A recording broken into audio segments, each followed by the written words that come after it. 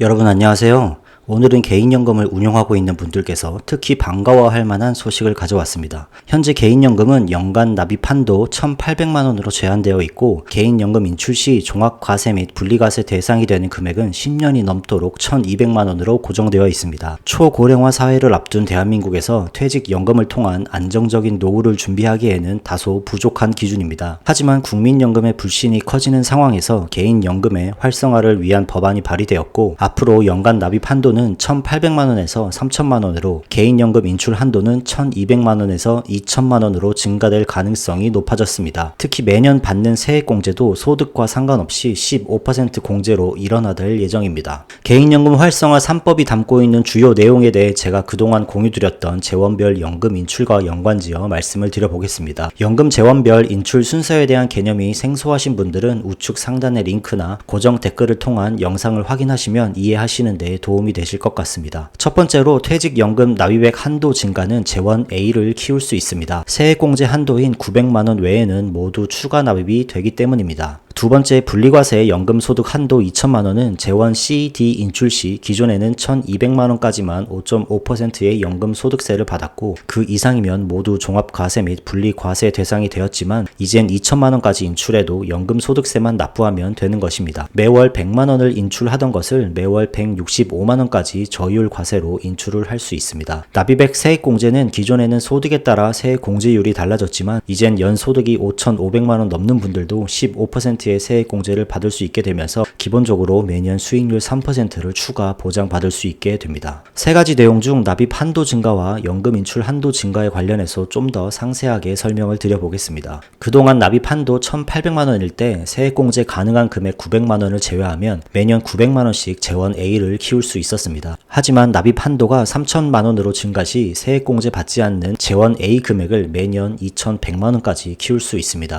중개형 ISA를 활용하지 않아도 충분한 금액으로 보입니다. 재원 A는 비과세로서 만 55세가 되기 전에도 상시 인출이 가능하기 때문에 큰 금액이 묶인다는 부담감 없이 충분히 연금 계좌를 안정적으로 운용해 나갈 수 있을 것으로 예상이 됩니다. 그 다음으로는 연금 인출 한도 증가가 저 개인적으로는 매우 반가운 부분입니다. 그동안 개인연금 1,200만원 인출 한도는 10년 넘게 이어져 온 기준으로 현재 물가를 고려하면 개인연금으로 소득 대체를 하기에는 무리가 있는 현실과 동떨어진 금액이었습니다. 개인연금 1,200만원 한도는 재원 C, D만 해당이 되는 금액이지만 연금을 운용해 나간다면 A, B 재원보다는 C, D 재원이 커질 가능성이 높으므로 C, D 재원을 인출할 때 한도가 높아지는 것은 매우 환영할 만한 일입니다. 이제 한도가 2천만원까지 올라가게 되면 매월 165만원까지는 저율의 연금소득세만 납부하면 되기 때문에 부부 합산으로 준비한다면 매월 330만원씩 수령하면서 매월 18만원 정도의 세금만 납부하면 안정적인 노후 생활을 이어갈 수 있을 것 같습니다.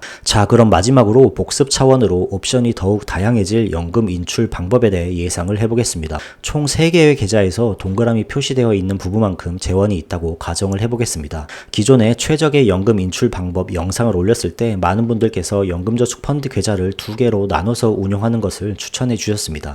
이렇게 되면 연금저축펀드 1번 계좌에서는 재원 A만 모아가고 2번 계좌에서는 재원 C만 모아가면서 연금 개시 후 두 계좌에서 재원 A와 재원 C를 동시에 인출하면서 세금 걱정을 덜 수 있습니다. 이제는 납입 한도도 3천만원으로 증가되고 재원 C, D에 대한 인출 한도도 2천만원까지 올라가게 되면 더욱 적극적으로 연금저축 펀드 계좌를 운용하면서 여러가지 옵션을 만들 수 있습니다. 첫 번째, 가장 기본적으로 1번 계좌에서 재원 A 100만원, IRP에서 재원 B 100만원, 총 200만원 인출하면서 퇴직소득세에 30% 감면된 세금만 납부하는 법. 두 번째, 1번 계좌에서 재원 A 100만원, 2번 계좌에서 재원 C 165만원, 총 265만원 인출하면서 세금 5.5%만 납부하는 법. 세 번째, 1번 계좌에서 재원 A 100만원, 2번 계좌에서 재원 C 165만원, IRP에서 재원 B 100만원, 총 365만원을 인출하면서 165만원은 5.5%, 100만원은 퇴직소득세에서 30% 감면된 저율로 세금을 납부하는 법 등이 있습니다.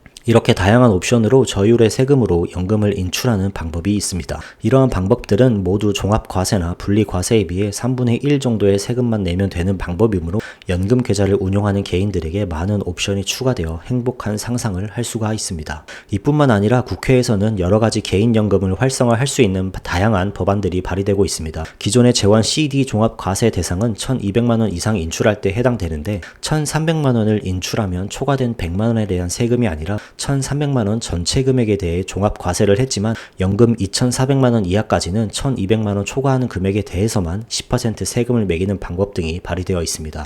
여러 언론을 통해 찾아본 결과 이번 개인연금 활성화 방안은 여야와 상관없이 국회에서 많은 동의를 얻고 있는 분위기라고 합니다. 2030 세대들에게 국민연금에 대한 불신을 잠재우기 위해서는 이런 개인연금을 활성화하는 등 다양한 제도 개선을 통해 각자 도생이라도 조금 더 쉽게 할 수 있도록 국회에 계신 분들께서 많은 노력을 해주시길 바랍니다. 이번 법안이 반드시 통과가 되길 희망해보며 이번 영상을 마치겠습니다. 오늘도 긴 영상 시청해주셔서 감사합니다. 안녕.